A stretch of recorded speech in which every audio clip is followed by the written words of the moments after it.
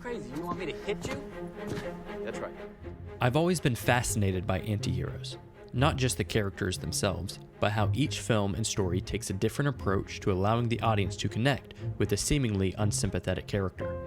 And I think Nightcrawler is a great example of a way to do this well. It solves the problem of audience sympathy by using the medium of film in an interesting way. It puts the audience in Lou's head.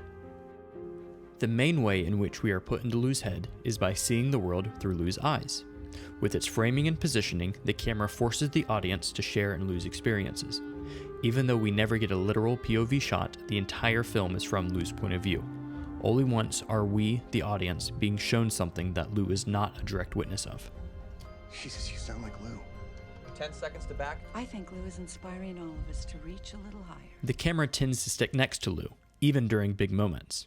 Take, for example, the car chase. Aim the camera at the car and start filming. We spend most of the time in the car watching Lou and Rick's reactions and seeing what's happening through the windshield.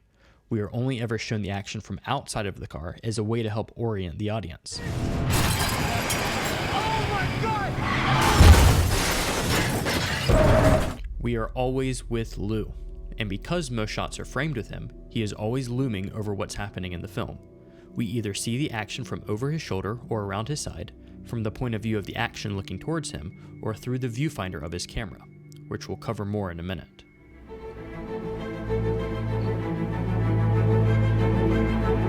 So what purpose does an anti-hero have in the film? Lou thrives in the exploitative and heartless system of spectatorship that the news organizations promote. Lou's disturbing values and ethics are rewarded by this system that we, the audience, feed on and directly contribute to. Making this film a success story removes the film itself from placing a moral label on the character and forces the audience to make their own judgment call. But the film is still trying to trick you into going along with what Lou's doing. Slowly at first, but by the time Lou really gets established, the film turns a mirror to the audience. Back to the viewfinder. I think it's one of the most clever elements that the film uses. It's a litmus test for the audience. The film holds back when it comes to the brutal scenes that Lou comes across. The only way that you, as the audience, can see what's going on is through the tiny viewfinder on Lou's camera. Regardless of what you think about Lou in the moment, when you find yourself looking at the viewfinder, you become a user of that image, and you become a part of the system that lets Lou thrive.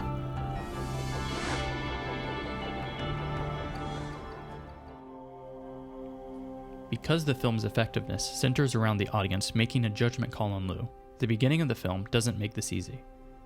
Partially just because Jake Gyllenhaal plays the character in such a charismatic way. But the script really presents two sides of Lou that lets the audience give him passes for his actions at the beginning. He goes from stealing the watch I just must have gotten turned around to a well-rehearsed job proposal. Excuse me, sir. I'm looking for a job. In fact, I've made up my mind to find a career that I can learn and grow into. Back to stealing a bike. He's a criminal, but he's looking for work, an endeavor that's easily relatable to. By the time that Lou is making choices that the audience cannot as easily give a pass to, like you want to keep your job and your health insurance.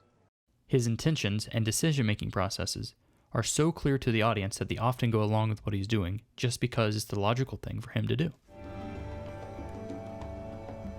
But not only does the audience get an outside look at his decisions, we are once again brought into his head to feel what he feels.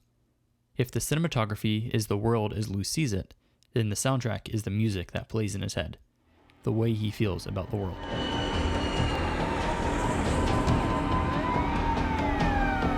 The score mirrors what Lou thinks about a situation, even if it's divorced from reality. When he's hustling, the music has a busy bee quality to it. Bike has a lightweight space-age carbon frame and handlebars positioned to put the rider in a more aerodynamic posture. When he's in a situation that he feels will open up new doors for him, the music becomes very successful or triumphant.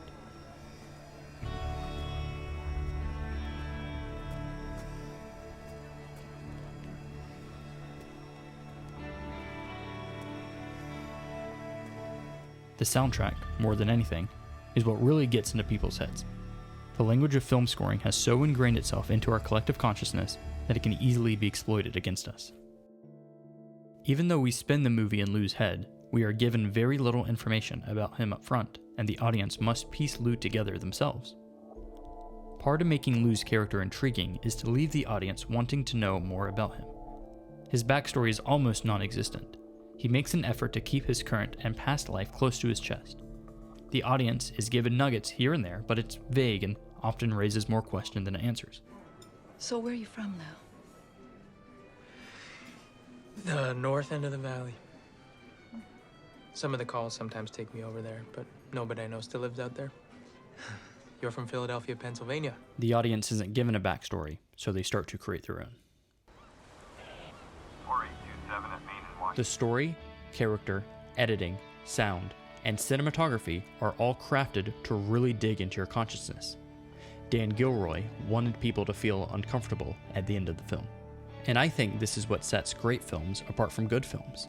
They take advantage of the unique storytelling techniques that film has to offer to help communicate the story with the audience and, in this case, forces audiences to look at their own actions. When your character looks so bad on the outside, no one could empathize with them. Put your audience on the inside. Offer some sort of assistance, and then came upon what you're looking here, the They came gruesome upon crime 3 scene that bodies. we're all watching now. And that right there The third is body. the third body And on the obviously floor. this is a man.